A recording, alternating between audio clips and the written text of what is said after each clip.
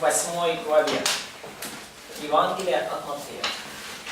And Vitaly, what is your title chapter for chapter 8? Итак, как ты ее озаглавил? Иисус служит людям и собирает учеников. Jesus serves people and gathers disciples. Gather disciples. Okay. What was the first part? Jesus serves people, Serves people. and gathers disciples. Ну, он исцеляет их, да, там. He heals them. Okay.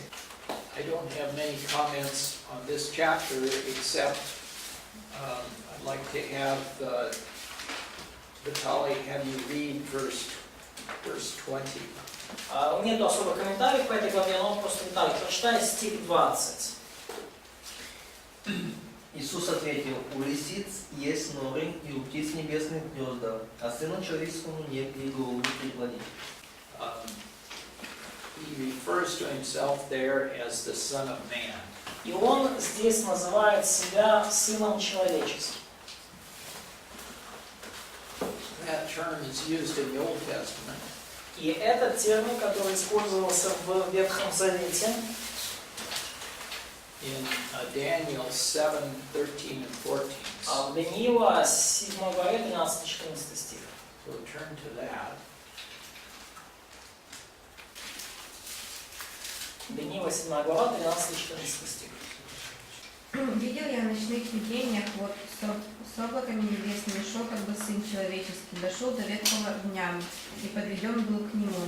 Ему дана власть, слава и царство, чтобы все народы, племена и языки служили ему. Владычество его, владычество вечное, которое не придет, и царство его не разрушится. Okay. So, as far as I know, that's the first time the term Son of Man appears in the Bible. И насколько я знаю, это первый раз вообще, когда термин «сын человеческий» встречается в Библии. So, but here it's clearly used for this one who would come. Но здесь оно очевидно использовано в отношении того, кто придет. With an everlasting dominion. И придет, и будет вечно владычество. And an everlasting kingdom. И царство его будет вечным.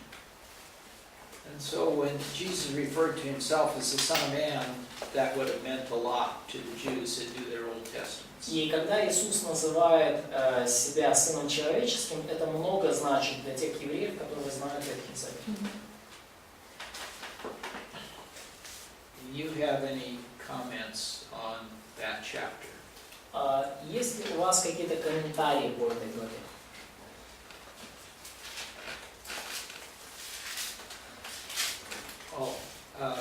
Probably should go to verse 29. Давайте еще 29 стих прочитаем. And 8:29. let's see. Наташа, прочитаешь? Why don't you read that, 29? І ось вони стали кричати, говорячи: що тобі, Сину Божий, до нас? Прийшов ти сюди передчасно нас мучити? It's interesting that these demons knew that he was the Son of God. И интересно, что вот эти бесы, они знали, что он Сын Божий. And what else did they know? И что еще они знали? Что есть время, когда он должен прийти. That there is a time that he had to come.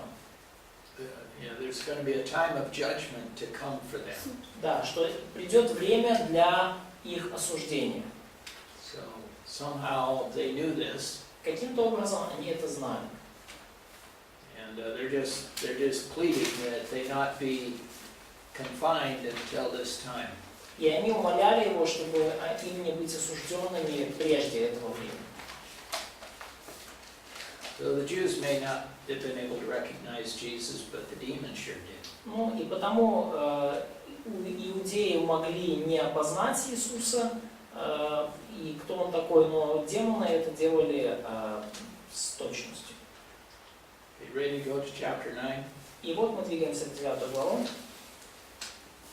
Okay, we'll we'll start over again with Oksana. Oksana, do you have a title for chapter 9?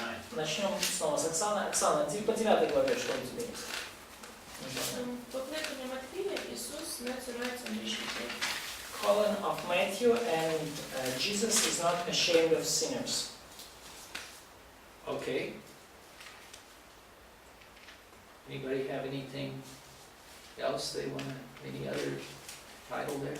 Есть какие-то еще у вас названия, какие-то еще идеи на этот счет? 9 глава. Okay. Чудеса, которые делались. Miracles that Jesus did. All right. Both 8 and 9 have there are a lot of miracles here. И как 8, так и 9 глава содержат множество чудес.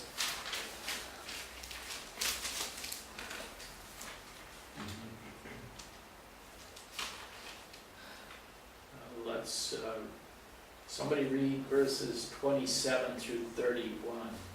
Давайте прочитаем также, кто-нибудь прочитайте с 27 по 31 стих 8 главы.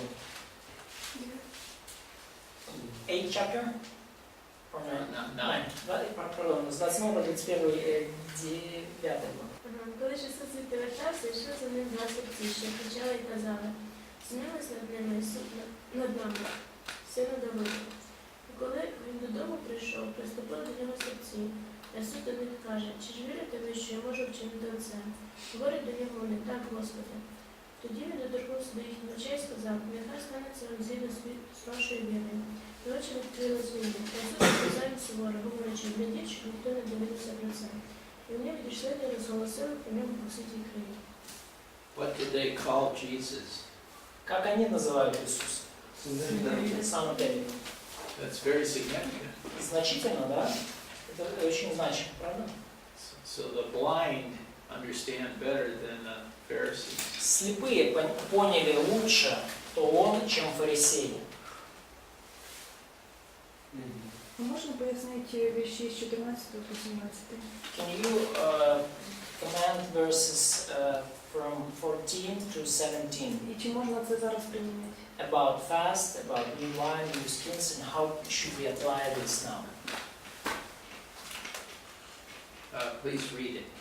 Прочитай, пожалуйста. Тоді приступили до нього Іванові учні та й кажуть: «Чому постимо ми і фарисеї, а учні твої не постять?» Ісус же промовив до них: «Хіба можуть гості весільні сумувати, поки з ними є ще молодий? Але прийдуть ті дні, коли заберуть молодого від них, тоді й постити будуть вони. До одежі ж старої ніхто не вставляє латки з сукна сирового, бо збіжиться воно, і дірка стане ще гірша. І не вливають вина молодого в старі бурдюки, а то бурдюки розірвуться, і вино розільється, і бурдюки пропадуть, а вливають вино молоде до нових бурдюків, і одне й друге збережено буде». Okay. So Jesus is always comparing the Pharisees' way with his way. Иисус всегда сравнивает путь фарисеев и его путь. Why do the Pharisees fast, but your disciples don't fast? Почему же фарисеи постятся, твои ученики не постятся? Вопрос звучит. And Jesus is saying, I'm bringing in something totally new. Иисус фактически говорит: я приношу что-то совершенно новое. I'm not making something old better. Я не делаю что-то старое чуть-чуть получше. I'm making something entirely new. Я делаю нечто совершенно новое. So he's not really teaching about fasting. He's teaching about his kingdom versus that the Pharisees were trying to bring in. И фактически он даже тут не столько о посте учит, а сколько о своем царстве и о том, которого пытались достигнуть фарисеи. Ну, а тоді конкретніше про пост. So, Що потрібно часу? Ну, чи потрібен він зараз? Natasha wants to know more specific about fasting, and No. should we do? Are we obligated to do it now? Should we do it now? With what purpose, etc. So, practical application. I don't know of any commands in the New Testament epistles that come to the church that tell us that we have to fast. It's not commanded to fast. Я не знаю ни одного повеления в новозаветных посланиях, написанных в церкви, которые бы повелевали прямо нам поститься. То есть нам не повелено поститься. So, but I don't see anything wrong with fasting if it's done for the right purpose. Но я не вижу также ничего плохого в посте, если он делается с верной целью. So some people fast to be able to focus on prayer or Bible study. Например, многие люди постятся с целью сфокусироваться на Писании, на изучении Писания и на молитве. And if that helps, great. И если это им помогает, великолепно. Sometimes turning off the TV helps. И иногда для той же цели отлично подойдет отключение телевизора. Or getting enough sleep helps. Или просто выспаться как следует. So, that's all. Okay. Anything else in chapter 9? Что-то еще в 9 главе?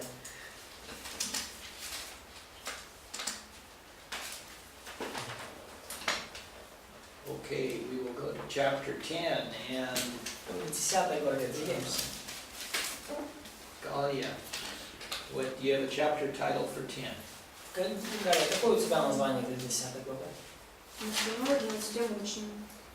The instructions to 12 disciples. Okay.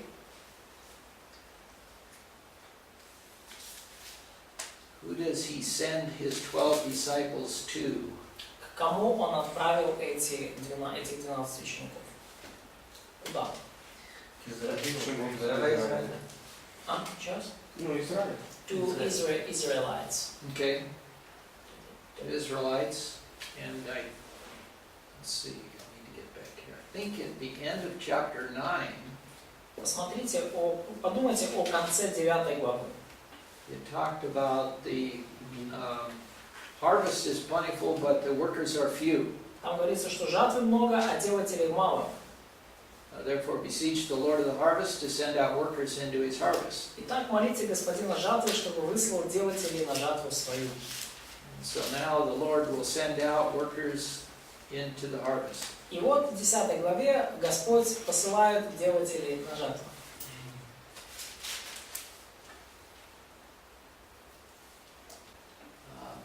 What was the message that these were to preach? Какое послание было повелено проповедовать вот этим 12? Что приблизилось Царство Божие. Kingdom of God is at the hand. At hand, right. There'll come a time before long when the kingdom of God will no longer be at hand. It's going to be delayed. Да, но и что скоро также, что это царство longer time it will be No longer at hand, uh, but rather delayed. Preach the kingdom, for the kingdom of heaven is at hand. That means it's here, it's ready. Да, то есть Царство Божие приблизилось, оно здесь, оно рядом. But later on in Matthew, we'll see where the kingdom is going to be delayed. Но позже в Евангелии от Матфея мы увидим, что Царствие Божие все-таки приход его задерживается.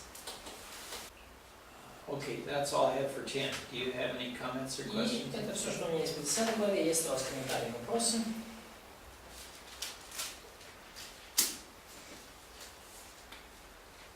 Okay, too late. Поздно. Следующий. Chapter 11. 11 Sergey, do you глава. have a title for chapter 11? Сергей, твое название. Ну, у меня 11-12 я объединил. He united the 11th and 12th chapter. Okay. Публичное служение. Какое? Публичное служение. Public ministry. Чье? Say again. Public ministry. Public ministry. Okay. Okay.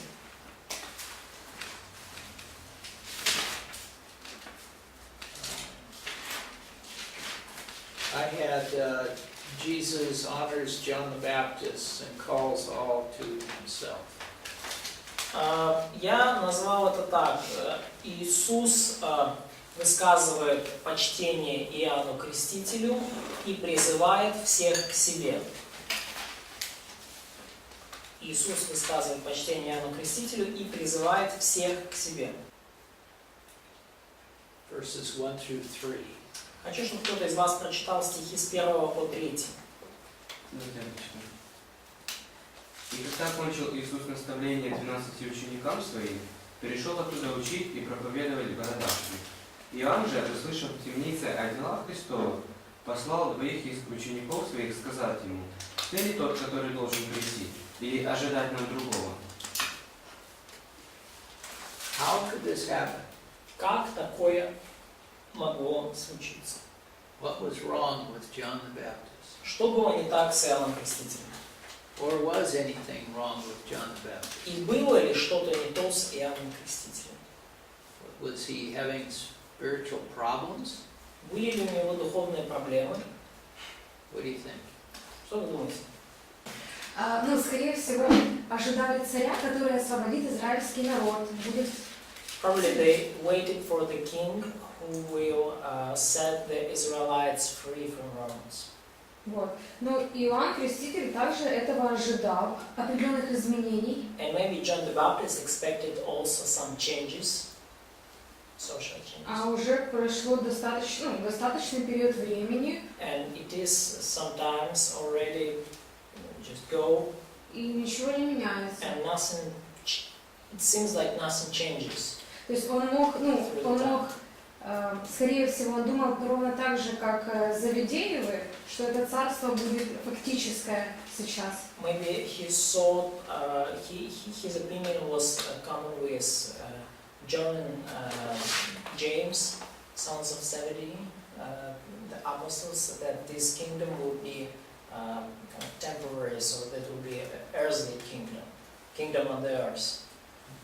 Вот, ну и в контексте этого он начал переживать что-то, нет, где фактов нет. And maybe because of this, he started to have concerns. So there is no vivid facts. There is no some signs that that's going to happen. Yeah, I think if we were living back at that time and we knew the Old Testament, we'd start to wonder, is this the one? И я думаю, что если бы мы жили в то время, и мы бы знали Ветхий Завет, то мы бы, может быть, тоже начали сомневаться, тот ли это человек. Now, read 4 through 6. Прочитайте, пожалуйста, ответ Иисуса с 4 по 6 главу. И сказал им Иисус в ответ: «Пойдите, скажите Иоанну, что слышите и видите. Слепые прозревают, и хромые ходят, прокаженные очищаются, и глухие слышат, мертвые воскресают, и нищие благовествуют, и блажен, кто не соблазнится ко мне». So he's doing exactly what the Old Testament had said would be done by. И он делает именно то, что в Ветхом Завете пророчествовано, что будет делать Мессия. He just he had not started the other part yet. Ну, он, может быть, еще не начал делать какие-то некоторые элементы из этого. And then he goes on and praises John the Baptist. И далее, после этого, он начинает высказывать свое уважение и хвалить, можно сказать, Иоанна Крестителя.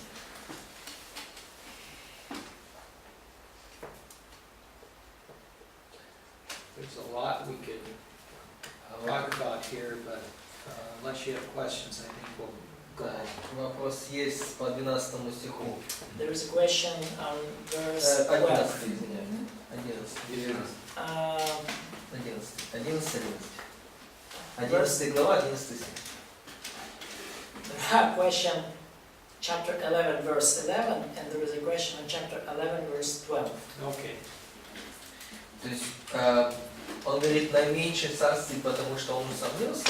Или почему? Откуда он это? Почему Иисус так утверждает?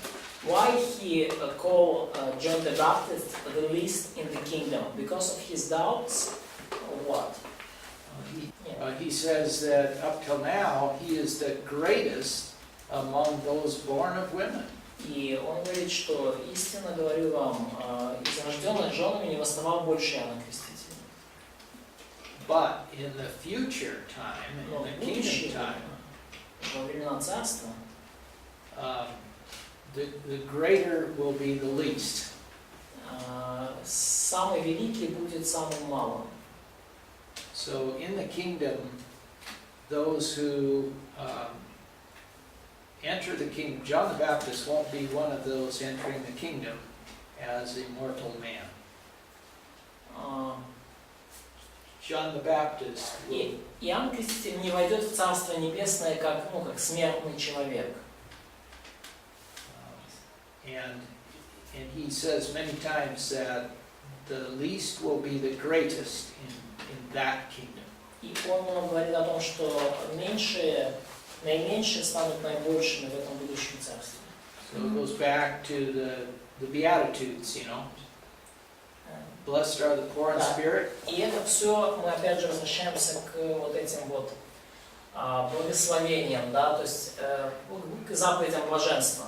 Блаженны нищие духом, плачущие, кроткие и так далее по списку. Просто у нас звучить, що найменший в царстві буде більший від Івана. Да, вот у нас так So in our translation, the least in the kingdom of heaven is greater than he. Than he is today. Наименьший в Царстве Божьем будет Больше, чем он сейчас, чем Иоанн сейчас. Ага, а у нас нет сейчас. Есть. Нет. Нет. We don't have this today, but it's indicated. Yeah. Ну, это как бы это подразумевается. And also the verse 12, which is really confusing for many people in our culture, in Orthodox culture. Yeah, see, the scribes and the Pharisees were seeking to make it their kingdom. То есть мы видим, что книжники и фарисеи хотели, чтобы это было их царство. They Сделать это царство tried своим. to kill Jesus to get him out of the way. Они хотели убить Иисуса, чтобы убрать его с дороги.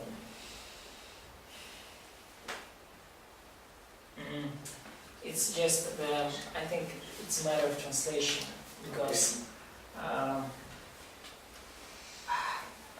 in Slavic translation, this verse 12 is translated like, the kingdom of heaven is taken by power, and those who use power, those who use who use strength, they take it. Really? Yeah.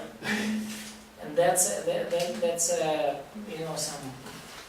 Потому что в их переводе, том, о котором он говорит, они используют тот же в отношении этого стиха, тот же, скажем так, подход, как, например, в радостной вести переведено, что со дня Иоанна Крестителя и поныне против Царства Небес ведется борьба, его разоряют насильники. What about the Ukrainian? Здобувається силою, і ті, хто вживає зусилля, хапають його. Yeah, the same like Russian. So the kingdom of God is taken by forcefully. Those who use force or use strength, they take it. I can comment it. I used to study this passage. If you allow. Yeah, go ahead. Я изучал просто этот отрывок, и у самого у меня были, скажем так. А можешь прочитать еще раз перевод радостной вести, пожалуйста? Перевод радостной вести. Со дней, сейчас, секундочку. Со дней Иоанна Крестителя и поныне против Царства Небес ведется борьба, и его разоряют насильники. То есть идея в чем, что вот это слово, которое здесь как силой берется, да, в синодальном, оно может переводиться двояко. То есть брать что-то усилием, либо брать что-то через, применять насилие. И точно так же фраза «те, кто применяют усилия», да, как там, употребляющие усилия, оно может звучать как в позитивном ключе, да, употребляющие усилия, да, то есть такие, те, кто там стараются, те, кто там, напрягается, да, а может переводиться также как те, кто применяют силу, то есть силой берут что-то, как насильники, да, то есть, и поэтому, скажем так, есть целое, так, условно говоря, то есть плюс, как слабое и хорошее и плохое значение, да, то есть и по тому слову. И, скажем, вот в славянском, да, ну, в синодальном переводе, вот они берут, вот они здесь, да, то есть Царство Божие берется усилием, и применяющие усилия, они его, скажем так, добывают. В английском в радостной вести, да, то есть они используют отрицательный контекст, учитывая судьбу Иоанна Крестителя. Царство Божие подвергается насилию, да, или против Царства Божьего ведется борьба, и насильники, или вот те люди, которые, они пытаются его, разорить. Вот, то есть это вот радостной вести, многие английские переводы используют такой подход. Вот. В принципе, можно и так, и еще и так толковать. То есть можно использовать какой-то из этих подходов, и оно тоже, то есть Царство Божие, например, скажем так, берется усилием, но против него ведется борьба. То есть это проблематичный стих. И все из-за этих греческих слов. То есть православные часто наши, скажем так, братья используют вот этот стих, да, как стяжание благодати. Да, такая доктрина, то есть нам нужно стараться, нам нужно делать царством, силой мы входим в Царство Божие. Хотя этот стих можно трактовать иначе. И в контексте именно того, что произошло с Иоанном Крестителем, и в контексте всей беседы Христа, вот этот вариант кажется более логичным. Лично мне. It just seems to me that's this narrow way and the broad way, we're back to that again. Я думаю, что мы снова возвращаемся к узкому и широкому пути. And the Orthodox Church aligns themselves with exactly what the Pharisees were teaching. И православная церковь местами ведет себя во многом так, как вели себя фарисеи. You force your way into the kingdom. Вы пробиваете себе дорогу в царство силой. Okay, well, we better keep moving here. Я думаю, что нам лучше двигаться дальше. Let's go to the next chapter, which is 11, 12. Let me see if there's something I want to say about 12. Сейчас по 12 глава. I think Sergey had the same chapter for 11 and 12. Сергей вроде бы одним пакетом 11 и 12 главу объединил. Let's do 31 and 32 and 12. Somebody read 31 В and 12 главе 32. 31-32 стих. Прочитайте, пожалуйста. Кто там? Кто получит?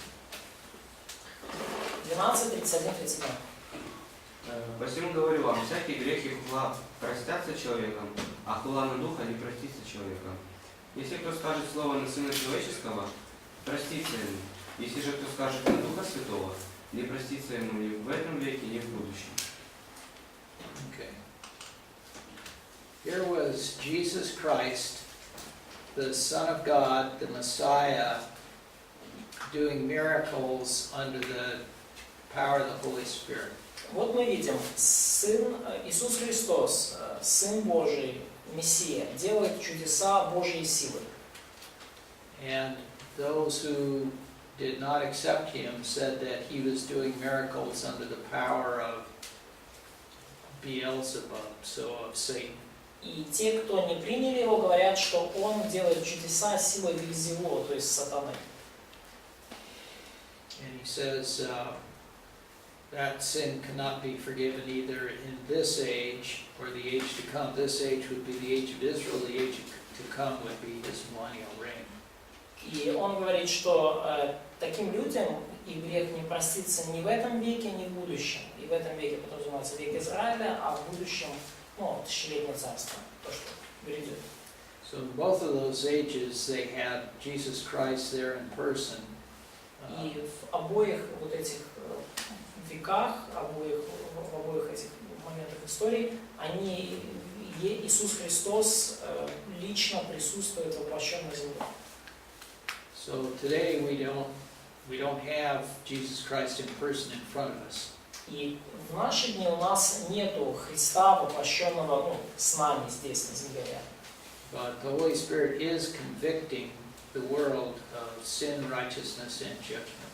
Но Дух Святой все так же обличает мир в грехе, о грехе, правде и суде. And if you don't accept His conviction of sin, righteousness, and judgment, you'll never be a child of God's. Если вы не принимаете Его обличение о грехе, правде и суде, то вы никогда не станете детем Божьим. That's the way I take that. Это то, как я это понимаю. All right. Let's go to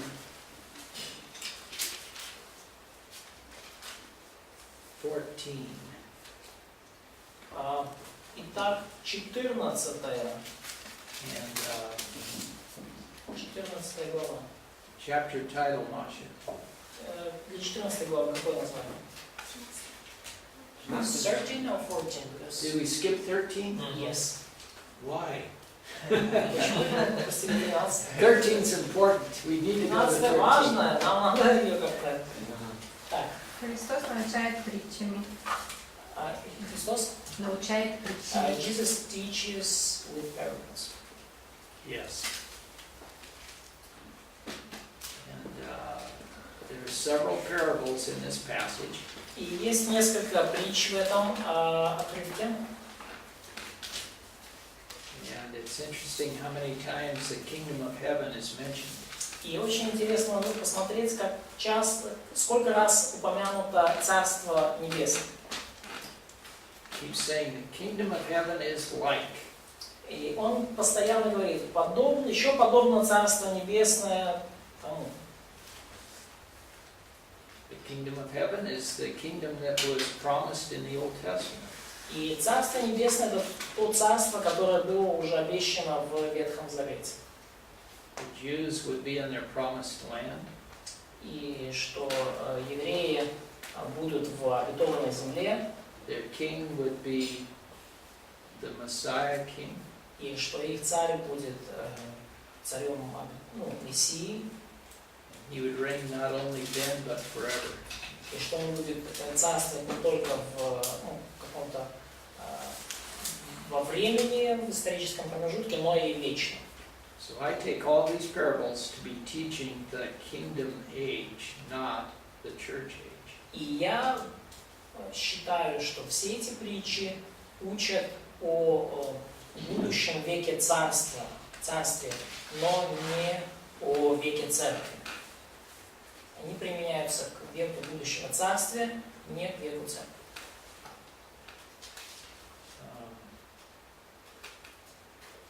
Please read 37 through 43.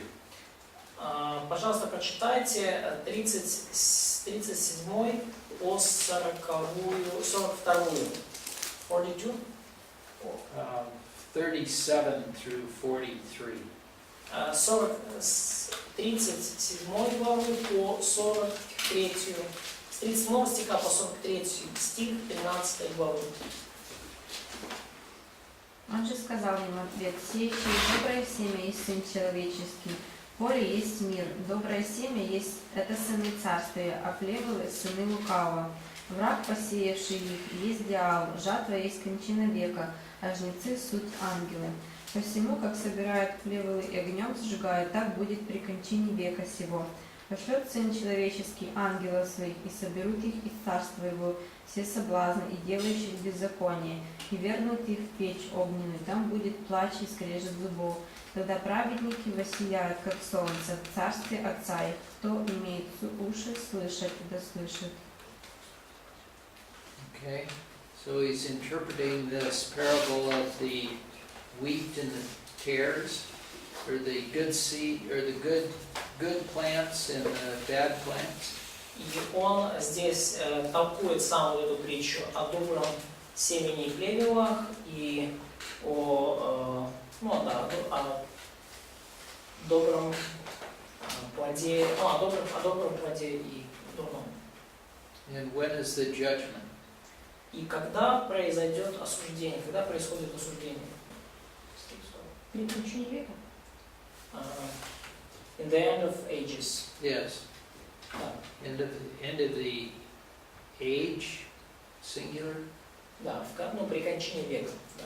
Yeah. В единственном числе. And who will be gathering up these people? И кто будет собирать вот этих людей, этих плевелов? Angels. Angels.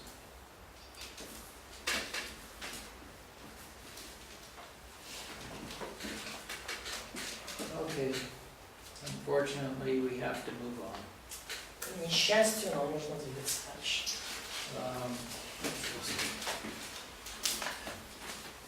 We are going to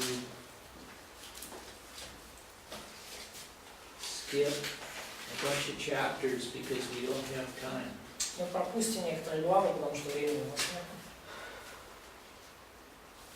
Go to the end of chapter 23.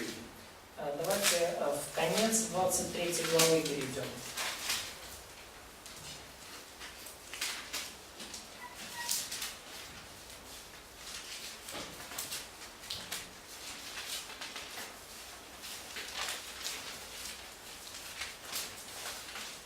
And read 37 through 39. И давайте прочитаем с 27 по 29 стихи. Єрусалиме, Єрусалиме, що зливаєш пророків та каменуєш посланих до тебе. Скільки разів я хотів зібрати діти твої, як та квочка збирає під крила курчаток своїх, та ви не захотіли. Ось ваш дім залишається порожній для вас. Говорю бо я вам, відтепер ви мене не побачите, аж поки не скажете, благословенний, хто йде у Господнє ім'я. What is Jesus saying here? Что Иисус говорит здесь? У вас був шанс. That you had a chance, but you just missed it. Yeah. Okay. You had a chance, but you missed it. Да, был шанс, но... And what's going to happen? И что случится? У него больше не увидят, дом будет пуст. They won't see him again, and their house will be desolate, empty. Yeah, what does house mean? А что значит дом? Yeah. It's in the sense of kingdom. Я думаю, что это в смысле царства.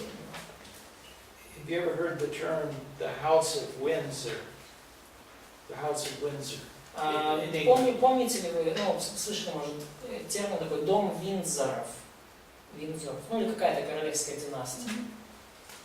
That's the family that Queen Elizabeth is now part of. Семья, частью которой является нынешняя королева Англии Елизавета, это вот дом Виндзоров. So this would be the House of David or the Kingdom of David. И вот это у них было также дом Давида или царство Давида. Your house is being left to you desolate. И оставляется ваш дом пуст. But not forever. Но не навсегда. And when will that change? И когда произойдут перемены? Когда Господь придет. When Jesus will come back. Когда они возьмут. When they will call for him. Yes, when they will call for him. Да. Когда вас зовут. So we'll take a break now. Well, there's one other thing I want to do that I didn't mention before. There are 5 great sermons in this book. Вот еще кое-что. В этой книге содержится 5 великих проповедей. 5 through 7. С 5 по 7 главу. С 5 по 7 главу. You all know what that is. Вы знаете, да, что это, наверное. Также 10 глава. And 10 is when he sends them out to do their ministry. Когда он отправляет учеников совершать служение. He tells them what to do. И говорит им, что им делать. And then 13 is the mysteries of the kingdom, parables of the kingdom. 13 это притча о царстве и тайны царства. And we skipped 18, but it's talking about humility and the kingdom. И мы пропустили 18 главу, но там говорится о смирении и царстве. What does the Orthodox Church do with that? А что здесь, интересно, чему здесь православная церковь учит? Еще раз смирение царства. Смирение и царство. Humility and the kingdom. Yes. Да, смирение и царство. And then the one we'll be looking at when we come back from lunch is 24 and 25. И вот еще одна, это с 24-25 главы, Which is, it's called the Olivet Discourse, that's talking about the kingdom and what are the signs, how do we know when it's going to be here, what should we be looking for? которые говорят о будущем царстве, о знаках приближающегося царства. Okay, don't go anyplace. I want to look up something on chapter 18. Я вот сейчас хочу еще кое-что в 18 главе найти. Ну, 24-25 о грядущем царстве. Возвращение Христа.